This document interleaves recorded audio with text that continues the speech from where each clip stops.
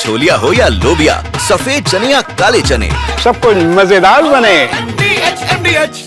भाई हम तो आज बाहैसियत एक्टर आपको विनोद जानते जी, आपको मैं बहुत सालों से जानता हूँ। मैं आपको मंडी हाउस के सालों से जानता हूँ, है ना। और मैंने जब भी आपसे मिला हूँ मैं आपसे, मैंने कभी भी आपसे किसी भी किस्म की बदतमीजी नहीं या की। किसी भी किस्म का ऐसा अनादर या ऐसा भाव रखा नहीं किया है ना। मगर आपको मैं शायद अच्छा नहीं लगने लगा जब से मैंने मोदी जी की तारीफ करनी नहीं, शुरू मैंने कर कब किया? ये मुझे आप बताइए, अब मैं जब आपसे मिला हूं या आपको कोई लगता हो कि कहीं मैंने आपके खिलाफ कुछ बोला है?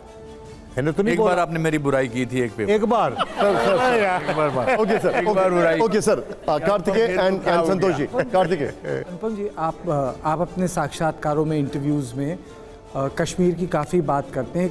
मैं सवाल आपसे पूछना चाहता हूँ, 6 साल वाजपेयी जी की सरकार रही, 11 साल 6 साल वाजपेयी जी की सरकार रही, 11 साल ये सरकार है, पूरे 15 साल होंगे। क्या कारण है जो कश्मीरी पंडित विस्थापित हुए, जो जेनोसाइड हुई वहाँ, वो वापस नहीं जा पाए? अभी भी सरकार है ये 11 साल से। मैं आपको एक बात बताऊं, मैं हमेशा ये मानता हूं कि जो रूल मैं अपने घर पे लागू करता हूं, मैं वही रूल अपने देश पे लागू करता हूं। मैंने इसे आप, इट्स नॉट आप, आई एम जस्ट सेइंग कि अगर कोई आपके घर में आके आपकी बहन, आपकी माँ, मैं इस तरफ देख के बोल रहा हूँ, आप मतलब एनीबडी के साथ बलात्कार करे, आपके दादाजी का गला काट कर फेंक दे, आपकी बीवी को आरे, जो क्या कहते हैं वो, आरे से ऐसे काट के अलग कर दे, फिर आपको वो घर छोड़ के जाने को कहे, आप वो घर छोड़ के चले जाएं, अब आपको बोला जाए कि आप वापस जाकर वहाँ व्यवस्थापित हो जाएं, आप नहीं जा पाएंगे। It's not possible. The fear is very very real. What is happening in our neighboring countries is very real. So it's not possible. जो fear का जो एंगल है वहाँ पर बहुत ज़्यादा है और वो यथार्थ का था, वो बिल्कुल रियल था। I think we should find a situation for Kashmiri Brahmins or Kashmiri Hindus or Kashmiri Pandits to go back in a situation where they can feel safe. Because a government cannot take care of individuals or families 24/7. They don't want to live there. It's impossible. But by the grace of God, ऐसा हुआ है कि हमारी फितरत में ये है कि हमने फिर भी हम उभर के आए हैं, फिर भी निकल के आए हम कुछ ना कुछ। हमने कभी एक भी कश्मीरी हिंदू ने डंडा उठाया क्या? इतने सारे अत्याचार के बाद एक भी बंदूक उठाई क्या? नहीं उठाई, क्योंकि हमारी फितरत में नहीं है सर। इतना सारा अत्याचार सहने के आप बावजूद सेटिस्फाइड हैं जो सरकार ने अभी तक किया है वहां पर कश्मीरी पंडितों के लिए? इसका कोई अंत ही नहीं है। नहीं, कुछ भी नहीं किया है, किसी ने कुछ नहीं किया, किसी ने कुछ नहीं किया। I am not happy, unhappy, there is nothing has happened to Kashmiri Pandit so far. Thanks to Vivek Agnihotri and Pallavi Joshi and me and other people, at least we know the tragedy of Kashmiri Pandits, what happened to them for so many years. But if you ask me, something has happened specially for them, I don't think so. जब 370 हटाई sir, जब 370 हटाई गई तब आपने उसकी बड़ी तारीफ की, आपने उसकी खूबियां गिनाई। उसके बाद कई कश्मीरी पंडितों को वहां पर वापस रिहैबिलिटेट किया गया, नौकरियां दी गई। अच्छी बात। आपने अपना मकान वहां पर क्यों नहीं लिया? आप वहां पर क्यों नहीं आपने अपना वहां पर एक प्रॉपर्टी लिए?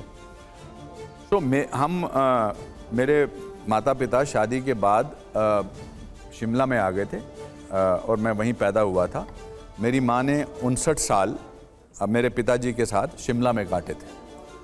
मेरे एक मामा जी थे, मोतीलाल जी, उन्होंने नया नया घर बनाया था एक बड़ी अच्छी जगह पर। अपनी पूरी ज़िंदगी की कमाई लगा के एक घर बनाया और तब ये इंसर्जेंसी शुरू हो गई 1985 के आसपास।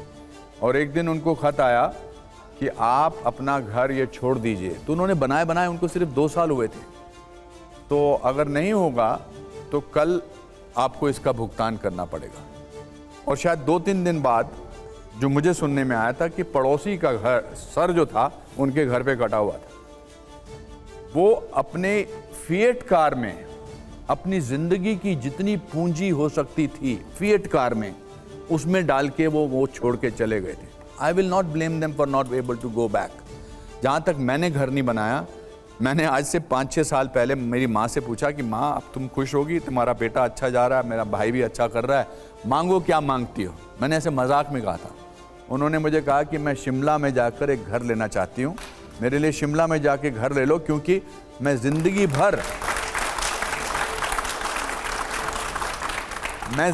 भर शिमला में किराए के मकान पे रही हूँ। मैं वो घर लेना चाहती हूँ जहाँ पर मैं कहूँ कि मैं इस घर की मालकिन हूँ। मैंने शिमला में उनके लिए घर लिया। अब हम वो जाती भी नहीं क्योंकि वहाँ बाढ़ आती रहती है। उन्होंने मुझे 1 बेडरूम हॉल कहा था, मैंने उनको 8 बेडरूम हॉल लेके दिए था। और उनका वहाँ बॉडी लैंग्वेज ही चेंज हो जाता है। वो मुझे कहती रहती हैं तू पागल हो गया, तूने 8 कमरे का लिया, अब यहाँ की लाइट ऑफ करनी पड़ती है, वहाँ का नलका ऑफ करना पड़ता है। अनुपम जी, अरविंद केजरीवाल ये कहते हैं कि अनुपम खेर कश्मीरी पंडितों का दर्द बेचकर करोड़ों कमाते हैं। वो ना कश्मीर में पैदा हुए, उनका कश्मीर से कोई लेना देना नहीं। आप अभी भी अरविंद केजरीवाल जी की बात करते हैं। मैं आपका रिएक्शन लेना चाह रहा हूँ, आप हैं इसलिए मैं आपका रिएक्शन लेना चाह रहा हूँ। सर मैं आज ये बताना चाहता हूँ आपको, and it is no reflection on Vivek and Pallavi. I got for the whole film, I got 35 lakhs of rupees. That is all, that was my fees. I was not part of the profits.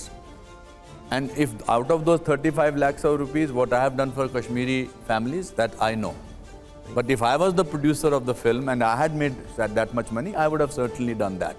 But मुझे पूरी film में 1/4 मिला था अपनी fees का। मैं आज उससे 4-5 गुना ज़्यादा पैसे लेता हूँ। पर ये लोगों को जो परसेप्शन है ना, अनुपम खेर ने बहुत पैसा कमाया है, मुझे पूरी फिल्म में केवल 35 लाख रुपया मिला था, जो मेरी मेहनताने का 5वां हिस्सा, 1/5 या 1/6 है। वो कहते हैं कि अनुपम खेर का कश्मीर से कोई लेना देना नहीं है, वो शिमला में पैदा हुए। क्योंकि ये सवाल भी इसलिए पर्टिनेंट है क्योंकि आप हैं यहाँ पर। सर मैं मर्यादा में रह के आपकी बातों का जवाब देना चाहता हूँ, इसलिए मैं थोड़ा सा ऐसे करता हूँ, ओम नमः शिवाय।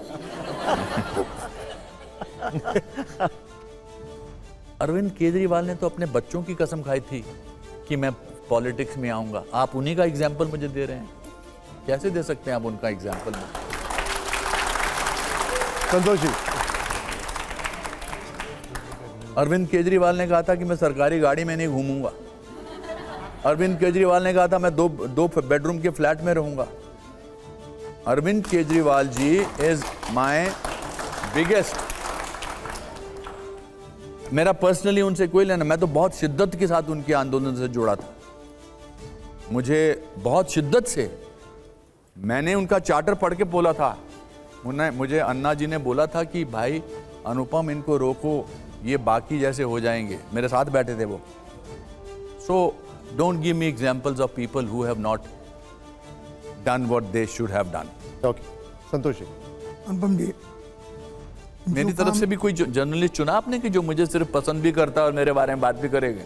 सब आपके फैन है और बहुत जबरदस्त फैन है। नहीं क्या है बोल रहे हो? सब फैन है सर। अरे आप और ये जो बैठे हैं sir, yes yes yes yes, ये जो बैठे हैं ये सब कहते हैं आपको देख के कि लाइफ में कुछ भी हो सकता है। कोर्स नहीं, I love all of them. In fact इनको पांचों को एक साथ मिलना अपने आप में बहुत बड़ी उपलब्धि है, और आज ये उपलब्धि आपने हासिल कराई है मेरे लिए। ओके संतोष जी। और मैं ये मानता हूँ कि जीवित अभिनेताओं में आप सबसे ज़्यादा संप्रेषणशील संप्रेषण करने वाले आदमी हैं। मैं आपसे ये जानना चाह रहा हूँ कि आपके जो साथी एक्टर हैं, अभिनेता हैं या कुछ खिलाड़ी भी हैं, ये इस समय जुए का प्रचार कर रहे हैं, नौजवानों को प्रेरित कर रहे हैं ऑनलाइन गेमिंग के लिए। आपको बुरा नहीं लगता? सर मैं देखिए, हम अपने भाइयों तक को कुछ कह सकते हैं, वो अपनी अपनी उनकी वो है। मैं अपने बारे में कह सकता हूँ कि मैंने आज तक किसी को ऐड ही नहीं की है। तो how can I take responsibility and pass a judgement on them? नहीं, रिस्पॉन्सिबिलिटी नहीं, नागरिक के नाते हमें बहुत सारी चीज़ें बुरी लगती हैं। आई कम फ्रॉम ए कम्युनिटी, मैं एक ऐसे समुदाय से आता हूँ। आप जर्नलिस्ट हैं, आप ही के, मैं बार बार इसलिए एग्जाम्पल देता हूँ ताकि आपको समझ में आ जाए कि मैं क्या कहना चाह रहा हूँ। एक बहुत बड़े जर्नलिस्ट थे जो एक प्रॉब्लम में फंस के थे। आपने आज तक उनकी बुराई की है? 100 बार। हैं? 100 बार। बताइए कौन?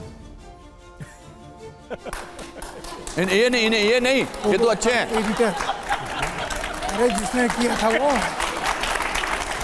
अरे वो जुआ में जो फंसा था अपना तो आई बिलीव, मेरा ये मानना है श्रीमान जी, मेरा ये मानना है कि हर इंसान को जो वो करना चाहता है उसको करने का हक है, एज लॉन्ग एज मैं वो नहीं कर रहा हूं। मैं आपको, आप अपने बेटे को नहीं रोक सकेंगे सर, कल को मैं अपने भाई को नहीं रोक सकता, मैं अपने बेटे को नहीं रोक सकता। हमारे अगर घर वालों पे हक नहीं है कि भाई ना मत पी, तेरे को बोला है कि मत पी, मत सिगरेट पी, मत ये कर, वो सुनते थोड़ा है। तो आप चाहते हैं कि मैं अपने सह कलाकारों को बोलूं तो मत करो। Why should I pass a judgement on them? I will not pass a judgement on them. आप कहते हैं कि वो इसकी वो कर रहे हैं, क्या नाम, इसका पैसे ले रहे हैं, people are paying them, why not, it's up to them. I have not done it, मैंने नहीं किया है बिकॉज वो मुझे ऐसा नहीं लगता, बट डजंट मीन कि वो नहीं करना चाहते हैं, उनको नहीं करना चाहिए। ओके सर, एक वी आर कमिंग टू पहले मैं sir I am coming to, नहीं एक रैपिड फायर राउंड, एक minute, and he has very less time. अब छोलिया हो या लोबिया, सफेद चने या काले चने, सबको मजेदार बने। MDH